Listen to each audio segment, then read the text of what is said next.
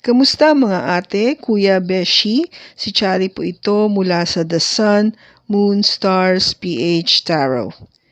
Ipapaalam ko lang po na ito po ay isang general read o pangkahalatang pagbabasa at maaring hindi lahat ay magtugma sa inyong sitwasyon.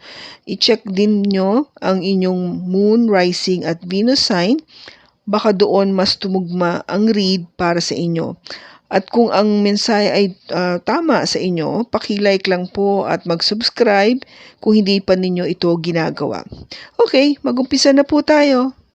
Hello po mga ate, kuya, beshies. Kamusta na po kayo? Andito ulit ako si Chari para gumawa ng another reading. And this is for the sign of Libra, Sun, Moon, Rising, and Venus. And of course, welcome po yung mga cross-watchers ni Libra at yung mga bago po nating mga viewers.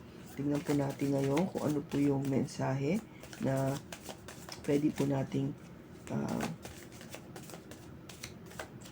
yung mensahe na gusto pong ipaalam sa'yo pagdating po kung merong sikreto o lihim sa inyong damdamin.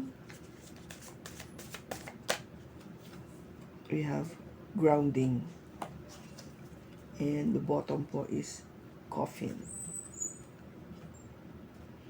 Okay, so Libra, grounding. This is stability and security, no? Performance, growth, and endurance.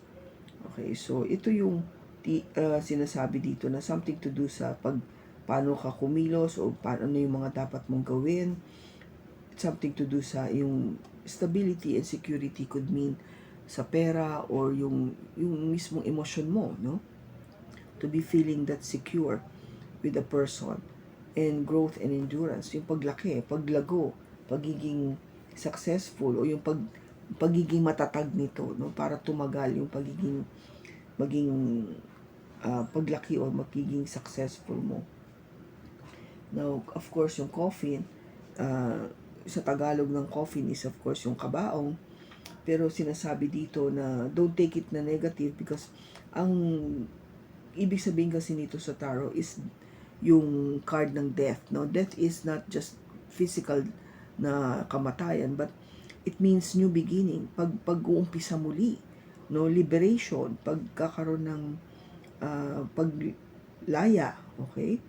Na reborn or transition, na mabago muli, tipong mapanganak ka muli, yung parang pag-uumpisa nga. And tragic endings. Well, also, of course, may endings pa rin. Pero, yung sinasabi dito na on the positive side is of course may bagong pag-uumpisa. Okay?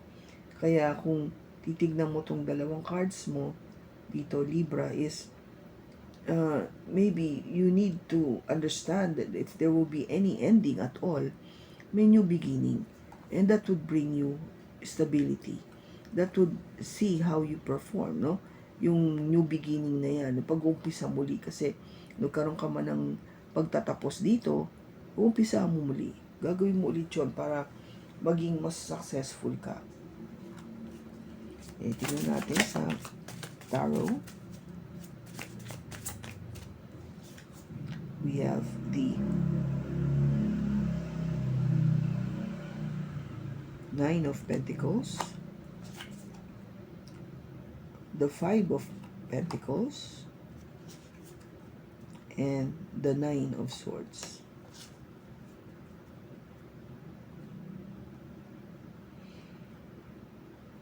Yung bottom niya is the Queen of Pentacles. Okay? Now, yung Queen of Pentacles, this is an energy from an earth sign, Taurus, Virgo, or Capricorn. So, siya yung nagsasabi talaga ng all about ito, no? Grounding. How to ground yourself. Siya yung example nito. To be stable and secure, to really ground yourself. Parang tipong grounding is more of being practical, no? Keeping your foot on the ground, no? Parang maramdaman mo talaga yung katotohanan o yung realidad ng buhay. So ito yon, no? Paano mo ka makakapag maging successful o sabihin natin na matagumpay sa iyong ginagawa dahil kasi alam mo kung ano talaga yung realidad ng buhay, what life offers, and you know how to work yourself in and out of that life, no? Ups and downs, everything. Dahil lahat naman tayo nakakaranas nun eh. So, you know how to ground yourself, no? Ito yun, yung energy ng Queen of Pentacles. Now, with the strength, this is an energy coming from a Leo, Libra. So, kung ba parang binibigyan ka ng lakas, determinasyon, confidence to really keep yourself grounded and stable. And at the same time, with the Queen of Cups, there is love, no? This is the energy coming from a water sign, Cancer, Pisces, or Scorpio. So, yung pinapakita sa'yo ditong tatlo is how to keep yourself grounded with the energy of the Queen of Pentacles. You need to have that strength, that confidence, that drive to really pursue this energy, and at the same time to be strong pagdating sa pag-ibig, sa relationship. Okay?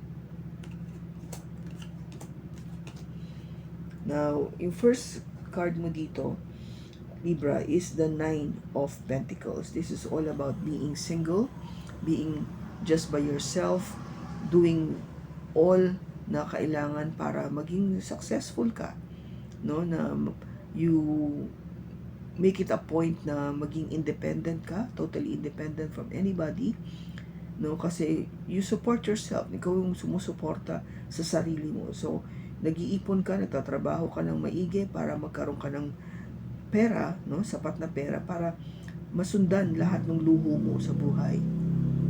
And there's nothing wrong about that. Kasi ito talaga, no? We start by doing this, na we should really focus on ourselves.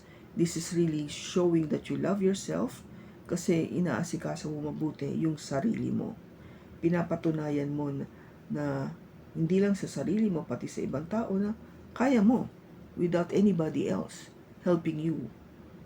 Lalo na pagdating sa pera. Now, with the Five of Pentacles,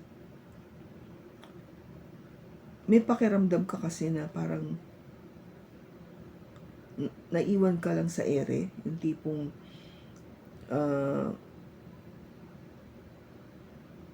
kung makikipag-relationship ka, baka alam mo yung iwan ka lang sa ere. Yung hindi ka bibigyan ng importansya o hindi ka papansinin o gagawin ko lang an option o tipong number 2, number 3, yung ganun ka lang. In other words, hindi ikaw yung number 1, hindi ikaw yung priority. You have that feeling, no? Na baka ganun yung mangyari. And with the Nine of Swords, nagwo-worry ka dito. Ipinag-iisipan mo to na baka ganito nga yung mangyari sa akin, no? Maybe that's why you keep really taking care of yourself and just focusing on yourself, na parang tipong ayaw mo na maybe these two things have happened sa inyong nakaraan, in your past. Kasi nga, because of this energy that they were saying na merong tragic ending, no? There might be a tragic ending that happened sa past mo that made you, no, to be somebody na mag-focus sa sarili, to keep yourself grounded and really, no, para maramdaman mo yung stability na yung muli. Now, tignan natin. We have the Ace of Cups and the Eight of Cups. Okay, so what happened is, okay, you're doing fine, no, as a single person, but a new beginning of in love happened, no? May nangyari na bagong pag-ibig na dumating sa'yo with the Ace of Cups. And somehow, what happened, I think, no, here, or what I can feel, since nakikita ko dito sa mga cards mo, is may nangyari nga, no? With this new love, I think you were left behind, no? Iniwan ka. Kasi, ang sinasabi dito with the Eight of Cups, somebody left. May umalis. May nakipag-split, may nakipaghiwalay. Kaya, napakiramdam mo is, yung nga, na ano ka, hindi ka binigyan ng importansya, no? You were, tipong iniwan ka sa ere with the Five of Pentacles. And that is hurtful. Masakit yun. Kasi syempre naman, kung umaasa ka dito sa bagong pag-ibig na ito, that would give you that new beginning, that hope of new love, and all the good romance and everything. Pero it went sour, no? Naging hindi maganda ang nangyari. Kaya ayan, may naiwan, may umalis, and that kept you worrying, no? Every night iniisip mo to sa nangyari na pag ihiwalay, pag alis. It could be you or it could be your person, Libra. Take it as it resonates kung sino yung umalis, okay?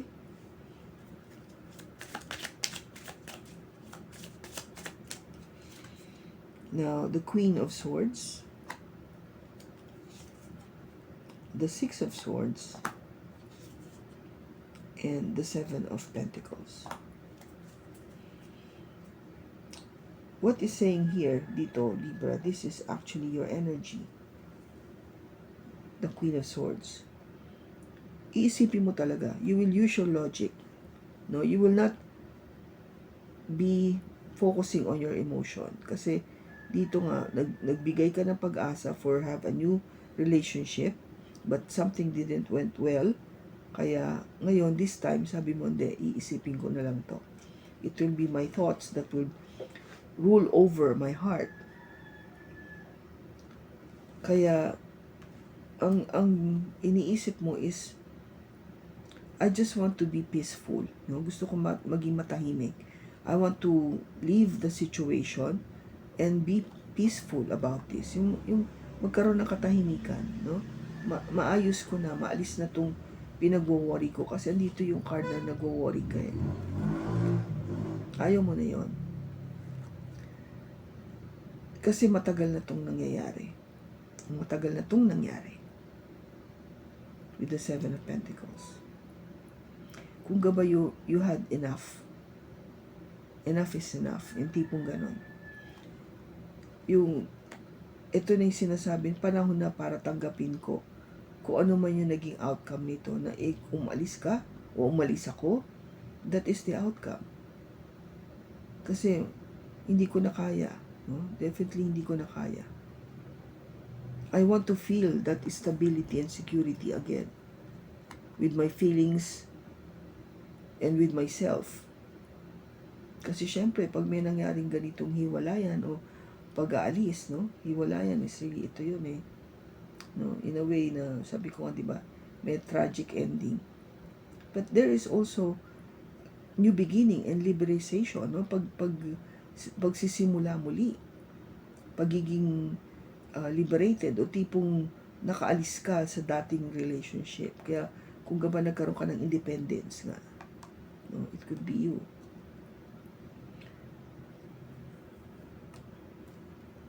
Kasi nga, yung pakiramdam mo na it's been going on for years now, na naramdaman mo to, kaya parang sinasabi mo, tama na. Tama na. Ayoko na ng ganito. Okay, so tingnan natin sa future kung ano. We have the Four of Swords, the Six of Swords, the Six of Wands, the King of Cups, and the High Priestess. Okay, Libra. So, ang gagawin, no, ang mangyayari natin, makikita natin sa future is, you would take a rest, no? Magpapahinga ka talaga. You will take time, really, by yourself, meditating, praying, tipong matutulog, really sleep on it. Kasi kung dito hindi ka nakakatulog maigi, ngayon hindi. Baliktad na, no? Sa future natin. Talagang magpapahinga ka. You will rest your body, you will rest your mind, no? You will really, you might think about this every now and then, but physically, mentally, you wanted to take a breather. Ganon. And you wanted, again, the same energy as this one. No? As this one. This is the Six of Swords. You wanted na talagang ma-clear. No? Ma-clear lahat yung pagkaguluhan na to, maging maayos yung iyong pag-iisip, no, yung pagsasalita o anything to do with the thoughts, na maging maliwanag na lahat, everything clear, wala na yung alinlangan o yung double thinking o tipong overthinking, yung mga ganun, wala na yon, because you wanted to be successful, diba? You wanted to feel that stability and security again. Ito yun, no? You wanted to feel this way. Kaya you keep self-grounding, no? Gina-ground mo yung sarili mo to really make it happen. Make myself successful again. And of course, andun pa rin naman yung love, no? With the King of Cups. Hoping that one day, nadadating talaga yung tunay na pag-ibig para sa'yo. The true love will really come your way. And this time, you will be using your intuition. It's not just your thoughts, hindi lang yung iyong logic, but also kung ano yung sinasabi sa iyo ng iyong gut feel, no? Yung kutob na tinatawag natin. Makikinig ka na ngayon. Kung nakukutuban mo na magiging okay ka, in love ka dito, then you will follow this. Kung kinukutuban ka na hindi ito yung tamang tao sa'yo, then you will follow that. Okay?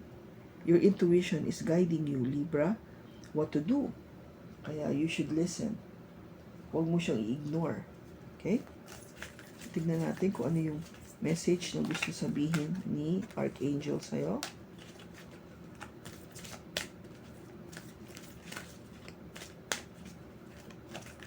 For Libra.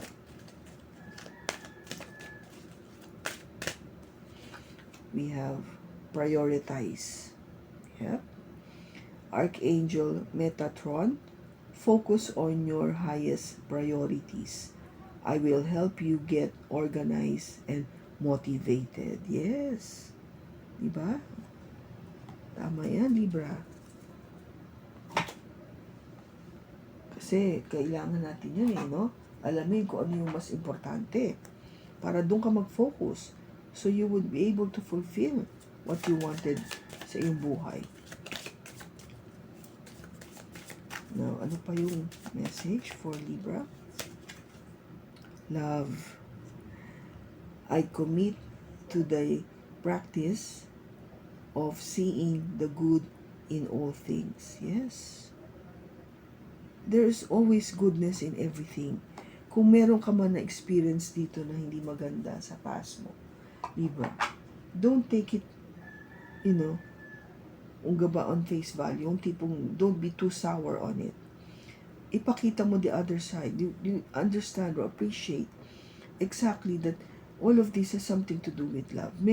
Meron tayong sinasabi ni God dito na kung bakit nangyari ito sa'yo is because I wanted you to be a better person. And that is God's way of showing how much He loves you. No? Tinuturuan tayo in a way na oo, nasaktan tayo, pero pinapakita rin ni God yung importansya kasi nun Pinapakita rin niya na dapat i-value mo yung pag-ibig. No? It is all really down into love. Diba sabi nga nila, the only thing that is real in this world is love. Ang pag-ibig lang ang talagang totoo dito sa mundo na to. The rest are just superficial. Hindi totoo yan. Secondary lang yan. Material things lang yan. Ang importante pa rin yung pag-ibig. Yung pagmamahal, yung pagbibigay ng care, yung pag-iintindi, no? Pagpapasensya, lahat, all of those are really boils down because you love the person. Okay? So, kung kanina mang Libra itong nakuha natin na enerhiya sa pagbasa na ito, sana nakatulong ito sa inyo ng malaki. Maraming salamat sa pagsama mo. Sa susunod po muli, ingat ka and God bless.